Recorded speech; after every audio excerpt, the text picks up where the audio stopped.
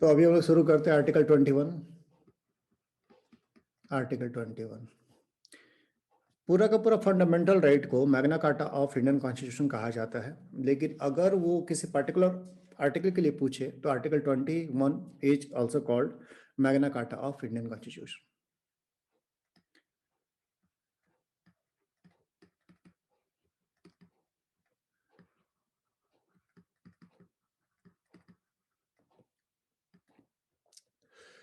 तो आप लोग तो इसको पढ़ ही लिए होंगे, या फिर सीट है तो अपना सीट देखिए, हम लिख भी रहे हैं कि नो पर्सन, याद होगा आप लोगों को, no person shall be deprived of his, लिखा हुआ है, हर भी कर देते हैं,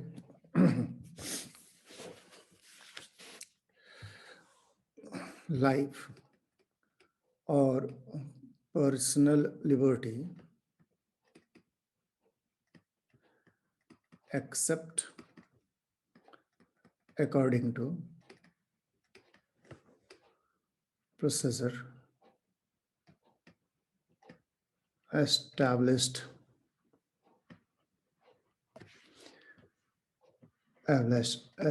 by law। तो एक बहुत इंपॉर्टेंट है, बहुत इंपॉर्टेंट है। एक लाइन पढ़ने में हम लोग आज का सारा क्लास लगा देंगे। तो हिंदी भी लिख दे रहे हैं, किसी भी व्यक्ति को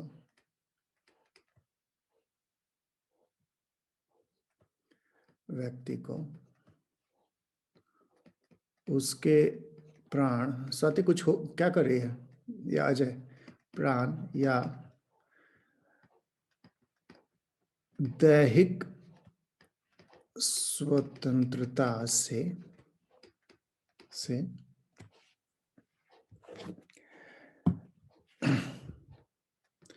विधि द्वारा स्थापित प्रक्रिया से ही वंचित किया जाएगा,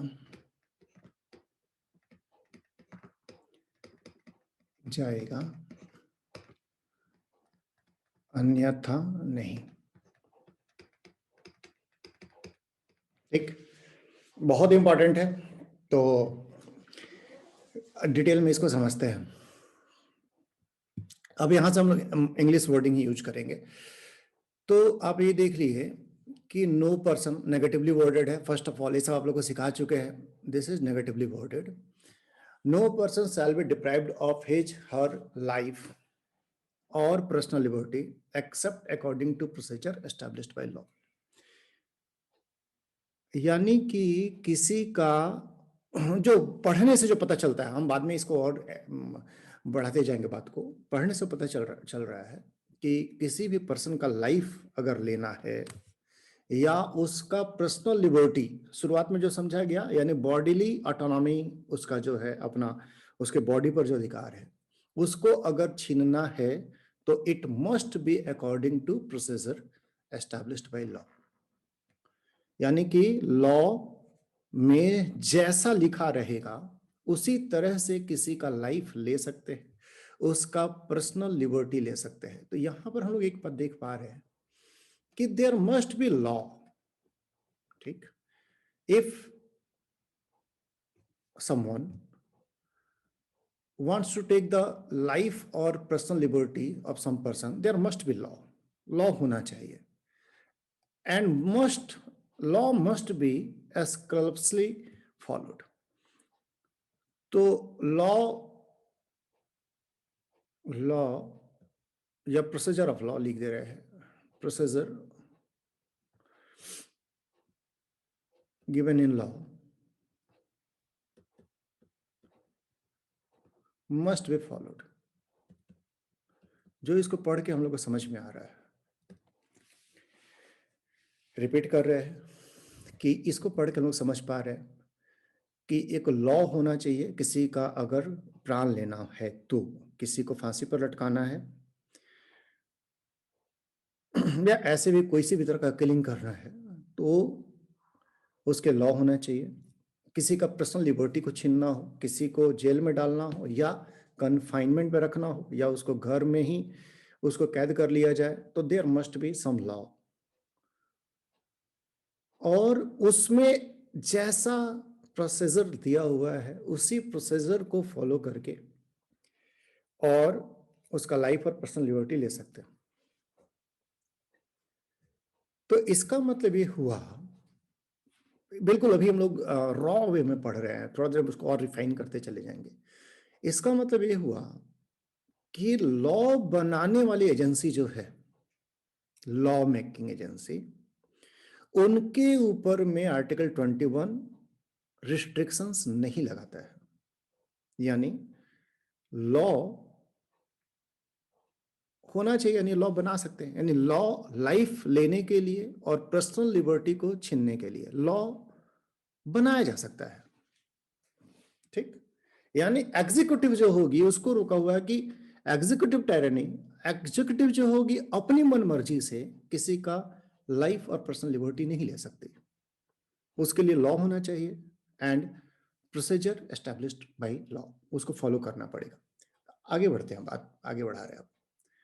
अब मुद्दा ये है कि अगर ऐसा है, अगर ये हमारा कॉन्स्टिट्यूशन लिखा है, तो एक प्रॉब्लम पैदा होगा कि क्या लॉ जो है it must be fair, just and reasonable. सवाल ये उठेगा कि ठीक है, लॉ तो होगा, तो लॉ बनाने वाली यानी हमारी जो लेजिस्लेचर है, पार्लियामेंट या स्टेट लेजिस्लेचर, क्या उनको उनका लॉ को भी चेक किया जाएगा कि लॉ फेयर है, जस्ट है और रीजनेबल है? अब सोचिए आप कि अगर ऐसा एक लॉ बनाया जाए कि किसी पर्सन, कोई पर्सन गवर्नमेंट सर्वेंट, अगर उसके ऊपर में ब्राइबरी का चार्ज लगा है तो उसको सीधे डिसमिस कर दिया जाएगा और वो कहीं भी अपील नहीं कर पाएगा। बस आप सोचिए मन में कि ऐसा एक लॉ है कि कोई पर्सन के ऊपर में अगर ब्राइबरी का एक्यूजेशन है तो उसको सीधा डिसमिसल हो जाएगा और वो किसी भी कोर्ट में अपील नहीं कर पाएगा। This is a law. हम एग्जांपल दे के बात कर रहे हैं, तो yes, there is a law. और कोई पर्सन को इस तरह से डिसमिस कर दिया गया, तो क्या आर्टिकल 21 पे, जैसा अभी बात कर रहे हैं हम, आर्टिकल 21 से बाहर निकाल के एक्चुअली आप लोग को बताना चाह रहे हैं कि ये फेयर, जस्ट और रिजनेबल का क्या है मीनिंग। तो अगर हम स्टेट को या पार्लियामेंट को अगर ये पावर दे देते हैं कि लॉ केवल होना चाहिए, तो फिर इस तरह के लॉ बनेंगे जो देखने से ही लग रहे हैं कि दिस इज अनजस्ट। ये कोई पर्सन के ऊपर केवल आरोप लग गया हो, उसको डिसमिस कर दिया जाए, कहीं जा भी नहीं पाए, तो ये fair, it is not fair. तो सवाल उठता है कि क्या हमारे लाइफ और पर्सनल लिबर्टी को इन्फ्रिंज करने वाला, उसको छीनने वाला अगर लॉ हो और वो अनरीजनेबल हो। अब सोचिए फिर कि सोचिए अगर किसी पर्सन को कन्फाइन करना है, उसके घर में रखना है, और एक लॉ ऐसा बनाया जाता है कि एग्जीक्यूटिव किसी भी पर्सन को नोटिस दे सकती है कि आप घर से इनडेफिनिट पीरियड तक नहीं निकलेंगे और आप कहीं अपील भी नहीं कर पाएंगे, और ना ही आपको उसका रीजन बताया जाएगा कि क्यों आपको आपके घर में ही कैद कर लिया गया।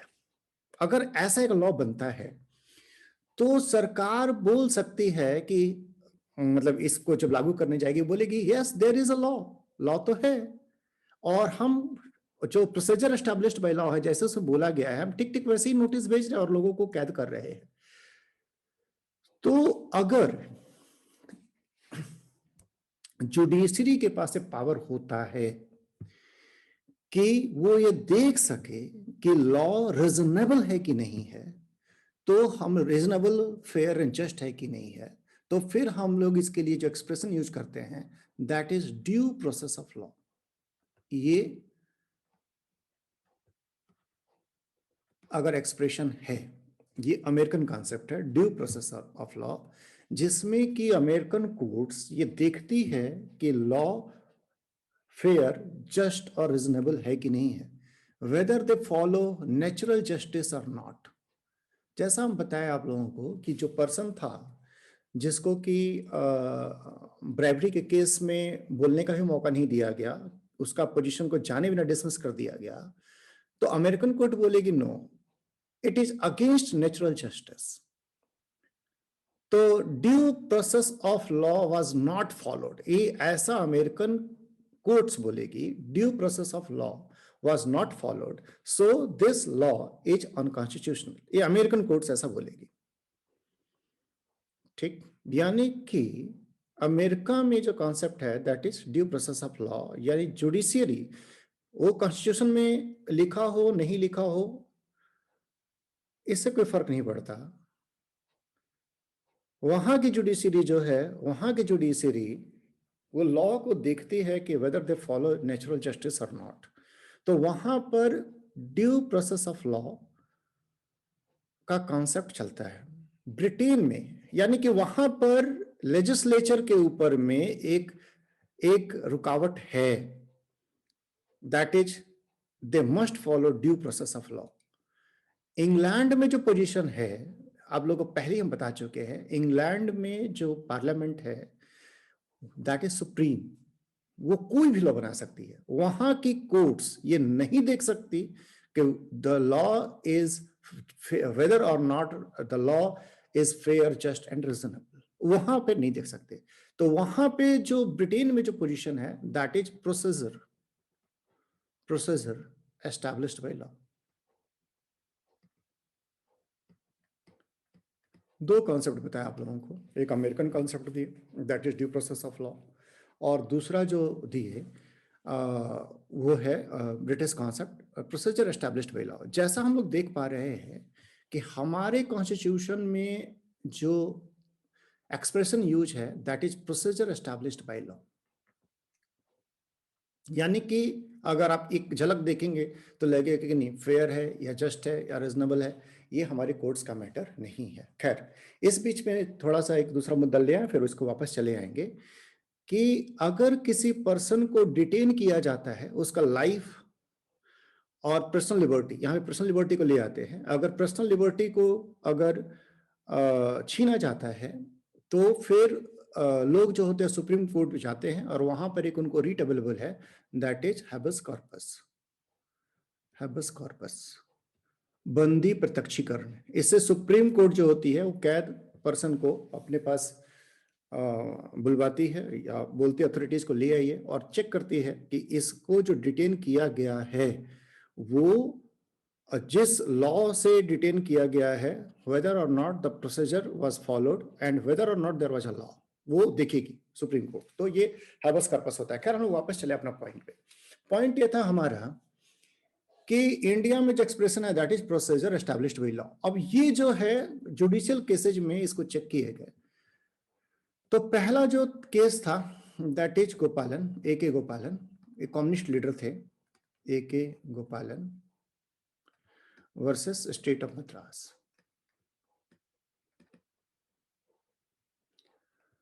आपको तो पता ही है कि जब हमारा देश आज़ाद हुआ तो जो कम्युनिस्ट लीडर्स थे वो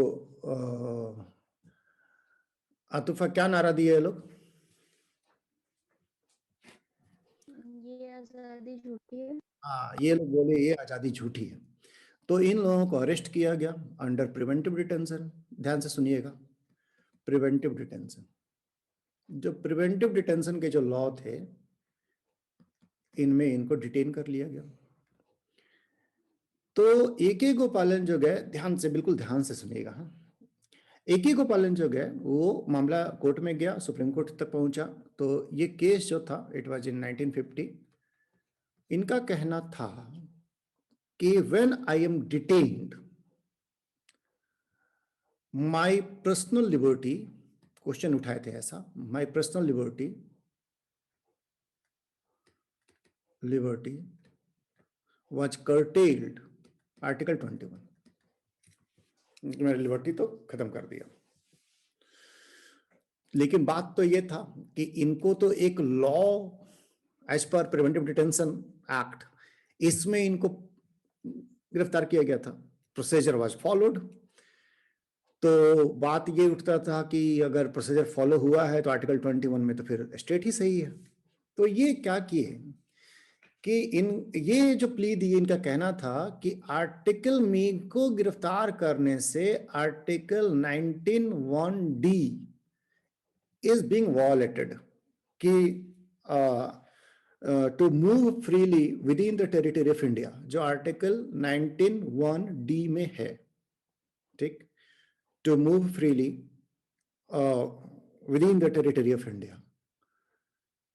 तो बोले कि आर्टिकल 21 जब मेरा छीना जा रहा है तो मेरा आर्टिकल 19(1)D भी साथ में छीना जा रहा है, और आर्टिकल 19(1)D को छीनने के लिए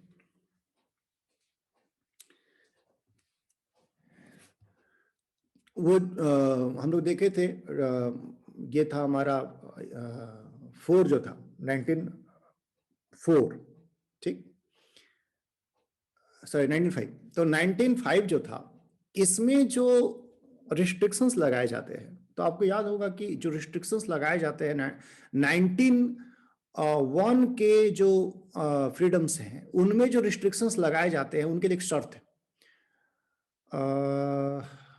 मीरा, क्या शर्त है? सर ST SC एरिया वगैरह है, याद नहीं आ रहा अभी। वो हम नहीं पूछे, ग्राउंड्स नहीं पूछ रहे हैं, हम पूछ रहे हैं कि रिस्ट्रिक्शंस जो लगाए जाते हैं वो कैसे होने चाहिए। पूजा बोलिए। Reasonable restriction. हाँ ठीक है, तो रीजनेबल वर्ड है वहां पे, ध्यान से समझिएगा बात को। हाँ, थोड़ा सा मतलब डिटेल में घुस रहे हैं, आपके लक्ष्मीकांत में उतना डिटेल में नहीं दिया हुआ है, समझाया नहीं है बातों को, आप समझ लीजिए बात। देखिए फिर से वापस आ जाइए, सरकार क्या बोलेगी? AK गोपालन को पकड़े, लॉ था, उनका पर्सनल लिबर्टी को छीन लिए by procedure established by law, procedure established by law. AK Gopalan क्या बोलेंगे कि जो प्रोसीजर एस्टैब्लिश्ड बाय लॉ है, जिस लॉ से मेरा लिबर्टी छीना गया, इट मस्ट बी रीजनेबल।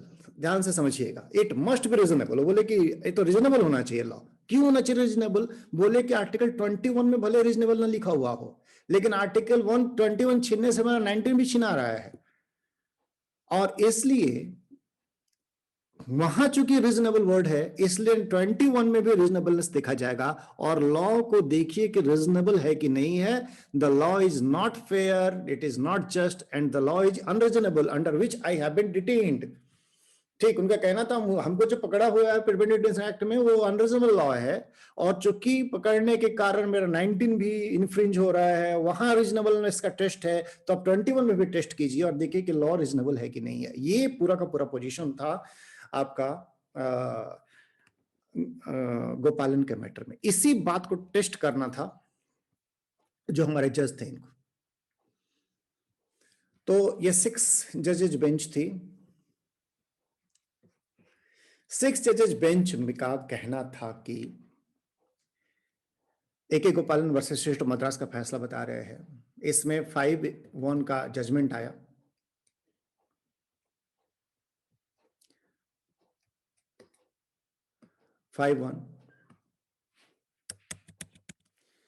तो 5-1 का जजमेंट में क्या हुआ कि मेजॉरिटी ओपिनियन था कि article 21 and article 19 are separate articles.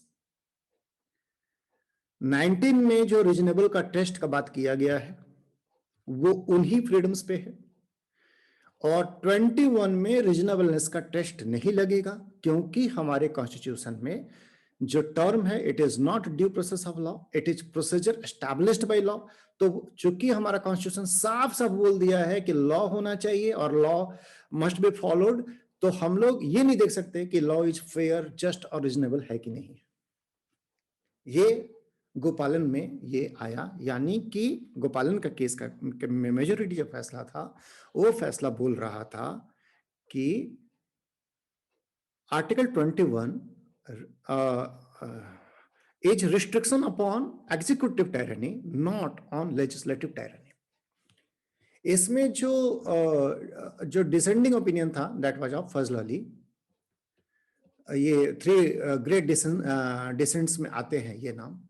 फजल अली जो अपना माइनॉरिटी जो ओपिनियन था उसमें कह रहे थे कि अगर ये बात है कि प्रोसीजर एस्टैब्लिश्ड बाय लॉ है और ड्यू प्रोसेस ऑफ लॉ नहीं है, तो इसका मतलब है कि इंडियन कॉन्स्टिट्यूशन का सबसे important right to life and personal liberty, it is to throw this right at the mercy of majority in parliament, समझिए आप। तो ये पार्लियामेंट्री मेजोरिटी के सामने में फेंक देने वाला बात है, उसके मर्सी पे उसको डाल देने वाला बात है, और due process of law must be followed in this article 21 में। ये फजल अली का डिसेंडिंग ओपिनियन था। तो इंडियन कॉन्स्टिट्यूशन का एक बहुत बड़ा एक खूबी रहा है कि कई बार जो माइनॉरिटी ओपिनियंस होते हैं वो बाद के मेजोरिटी ओपिनियन बन जाती है। ये इंडियन कॉन्स्टिट्यूशन का ये डेवलपमेंट है। तो खैर इस फैसले को लोग क्रिटिसाइज भी किए कि अरे तो इससे तो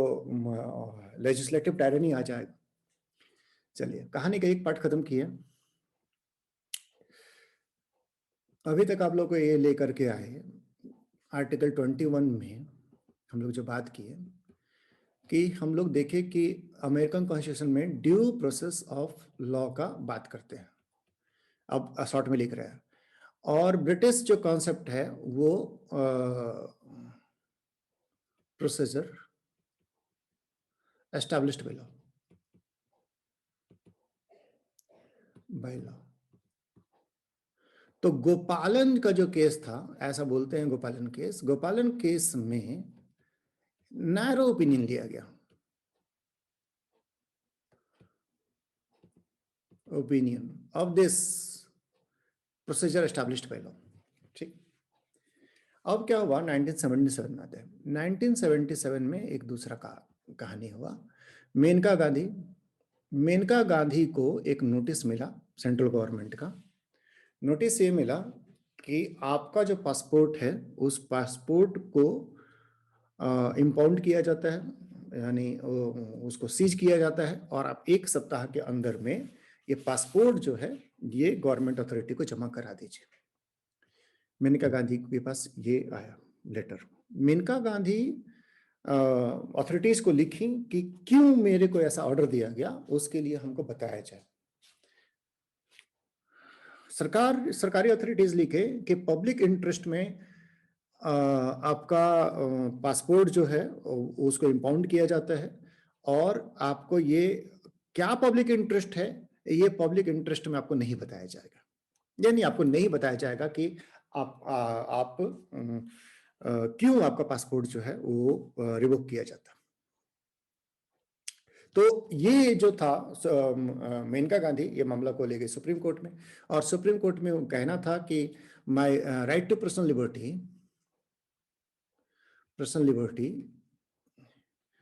includes right to travel abroad. ये एक कह रही थी कि includes right to travel abroad. और ये जो मुझे रोका जा रहा है, अच्छा ध्यान रखिएगा 19 में जो मूवमेंट था with in the territory of India, और ये 21 का सहारा लेके बोल रही है कि मेरा, देखिए स्पेसिफिकली लिखा नहीं है लेकिन वो बोल रही है कि मेरा लिबर्टी का मतलब मेरा विदेश जाना भी लिबर्टी है, सरकार इस तरह से नहीं रोक सकती है। और जो लॉ है जिसके के कारण उनको जानकारी भी नहीं दिया जा रहा है कि क्यों रोका गया है, दैट इज अनरीजनेबल। ये मुद्दा था। ठीक, तो केस को हम लोग जानते हैं, Maneka versus union of India.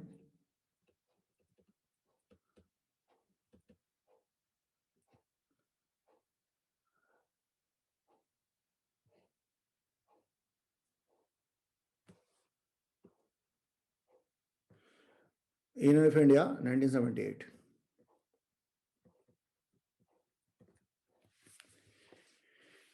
इस केस में सुप्रीम कोर्ट का कहना था कि आर्टिकल 21 हैज वाइडेस्ट एम्पलीट्यूड, ये बहुत बड़ा है, जबकि गोपालन केस में कहना था कि article 20 relates only to life and bodily liberty, शारीरिक वहां पे था आगे, बॉडी का जो लिबर्टी है that only deals with life and liberty of body. लेकिन ये सुप्रीम कोर्ट का कहना था इनका केस में कि it is a widest amplitude, और इसमें से कुछ राइट्स, मतलब ये बहुत ज्यादा इसमें राइट्स है, और इसमें से कुछ राइट्स को एडिशनल प्रोटेक्शन 19 में दे दिया गया है। लेकिन 19 में एडिशनल देने का ये मतलब नहीं हो गया कि आर्टिकल 21 में और राइट्स नहीं छुपे हुए, तो यानी कि इसका स्कोप को वो बढ़ा दी। सर ये क्या मतलब 19 में दे दिया है, नहीं समझ में आया। 19 में कहने का मतलब है कि आर्टिकल 21 में काफी सारे राइट्स हैं, जिसमें वो राइट्स भी हैं जो 19 में दिए गए हैं, और 19 में दे करके उनको कुछ एडिशनल प्रोटेक्शन दे दिया गया है। लेकिन इसका यह मतलब नहीं है कि जो 19 में राइट्स हैं उसके अलावा कोई राइट्स नहीं है, आर्टिकल 21 से और भी राइट्स कवर होते हैं, ये कहने का मतलब था। यस ठीक, तो 19 जो इसका मतलब ये कहना था सुप्रीम कोर्ट का कि 19 और 21, अब ध्यान से सुनते रहिएगा, 19 and 21 are not water tight compartments. There may be some overlap between rights given in 19 and Article 21, और चूंकि ये वाटर टाइट कंपार्टमेंट नहीं है, इसीलिए 19 में जो रीजनेबलनेस का टेस्ट है that will be applicable to Article 21 also. यानी अब यहां पे बोले कि आर्टिकल 19 और 21 बहुत सेपरेट नहीं है, बिल्कुल अलग अलग नहीं पढ़ सकते।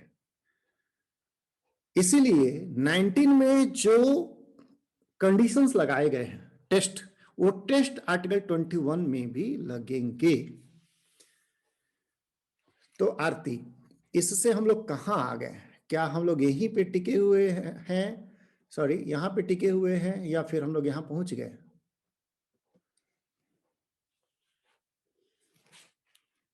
हाँ आरती, आप ही से पूछ रहे।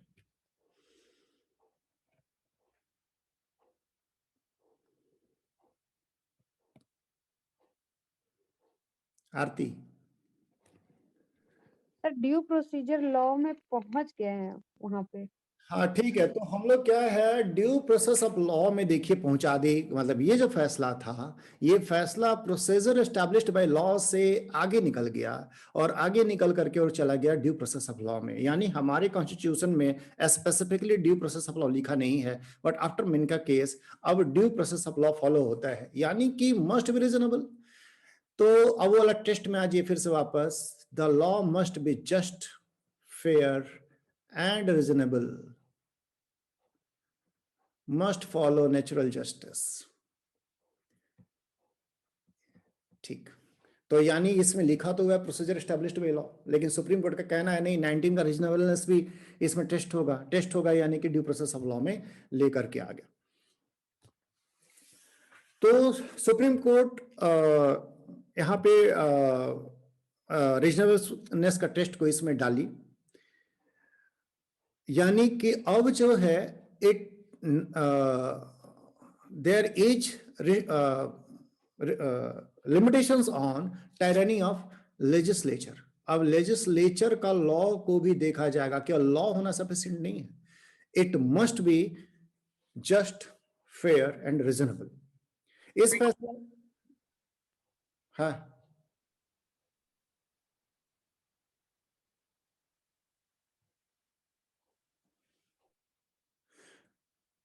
हाँ, तो ये जो डिसीजन था इसमें सुप्रीम कोर्ट का ये भी कहना था कि राइट टू ट्रेवल अब्रोड जो है that is covered by article 21, और वो बहुत सारी चीजों को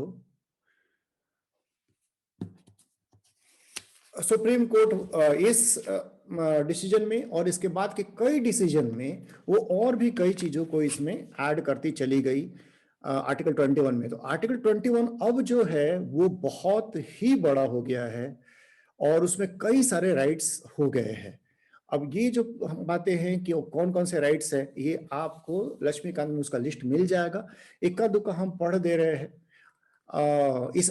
इसमें जो था मेनका केस में सुप्रीम कोर्ट ये भी कहना था कि एक्चुअली ये जो right to life and personal liberty है, अब लाइफ का मतलब वो एनिमल एग्जिस्टेंस वाला बात नहीं है कि बस जी रहे हैं, ठीक। The right to live, that is right to life, includes to live with dignity, and it covers those aspects which makes a person's life meaningful, complete and worth living. तो वो एनिमल एग्जिस्टेंस से बाहर निकल गई है और इस कारण से फ्यूचर के जो जजमेंट्स हुए हैं उस जजमेंट्स में आप देखेंगे कि वो बहुत कुछ लाई है। जैसे हम एक करंट अफेयर से आप लोग एग्जांपल ले लें। आपको पता है कि दिल्ली में जो पॉल्यूशन हुआ तो सुप्रीम कोर्ट में मसला चाहता था, तो छोटे छोटे बच्चों की तरफ से प्ली दिया गया था। उनका वो बोल रहे थे कि मेरा राइट टू लाइफ जो है इन्फ्रिंज हो रहा है। तो सुप्रीम कोर्ट जो दिल्ली में पटाखों को लेकर के जो गाइडलाइन खुद से जारी कर देती है, गवर्नमेंट नहीं खुद से गाइडलाइन, वो राइट टू लाइफ यहाँ पे आर्टिकल 21 को वो कोट करती है कि right to life and right to life, right to have healthy air is covered by article 21। तो वो वहां पे राइट टू लाइफ को ले आती है। तो जैसे आप लोग को रिसेंट में आपको याद कीजिए कि एक क्वेश्चन उठा था तो पुट्टुस्वामी में नेहा कौन सा राइट को बोला गया कि ये राइट टू लाइफ है?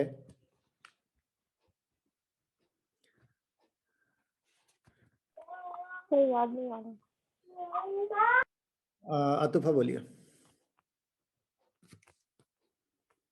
Right to privacy. Right to privacy को भी इसमें कवर कर लिया गया है। हम इक्का दुक्का पढ़ देख रहे हैं। राइट टू ट्रेवल अब्रॉड बोल दिए, राइट अगेंस्ट बॉन्डेड लेबर हो तो ऐसे भी कवर्ड है।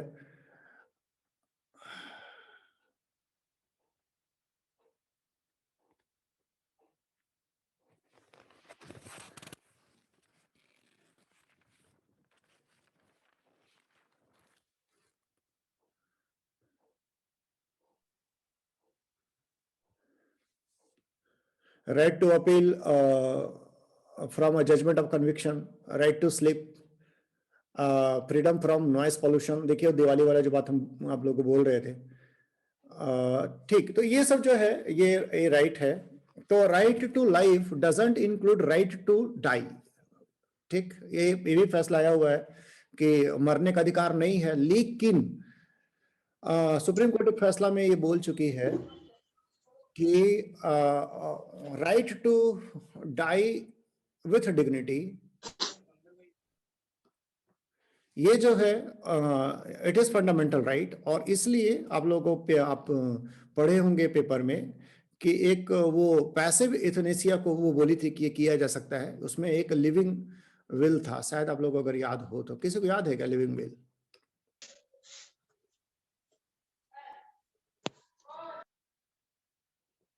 किसी को याद है? पूजा बोलिए।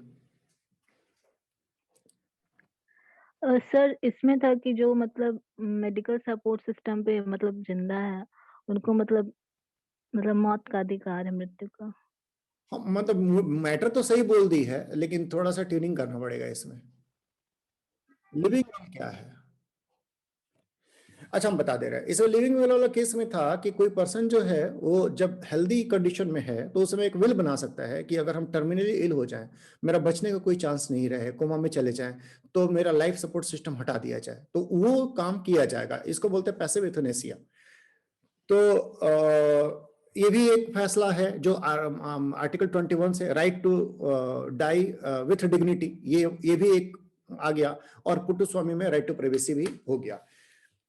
तो हम लोग ये देखे आज कि आर्टिकल 21 जो है उसका वर्डिंग में उसमें जो प्रोटेक्ट किया गया है लाइफ एंड पर्सनल लिबर्टी को प्रोटेक्ट किया गया है, और जो कॉन्स्टिट्यूशनल लैंग्वेज है, कॉन्स्टिट्यूशन का ओरिजिनल लैंग्वेज, उस लैंग्वेज में लिखा हुआ है कि procedure established by law must be followed when depriving any person with life और पर्सनल लिबर्टी। गोपालन केस में इसका नैरो इंटरप्रिटेशन किया गया था।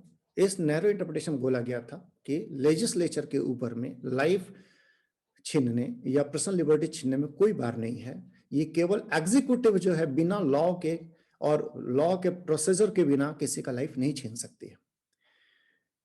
मेनका केस में सुप्रीम कोर्ट जो थी वो फजल अली का माइनॉरिटी ओपिनियन को ली, और सुप्रीम कोर्ट का फैसला था कि आर्टिकल 19 में जो रीजनेबलनेस का टेस्ट है, that test must be applied to article 21, और ये अगर किसी का लाइफ और पर्सनल लिबर्टी छीनने वाला कोई लॉ है तो it must be just, fair, reasonable.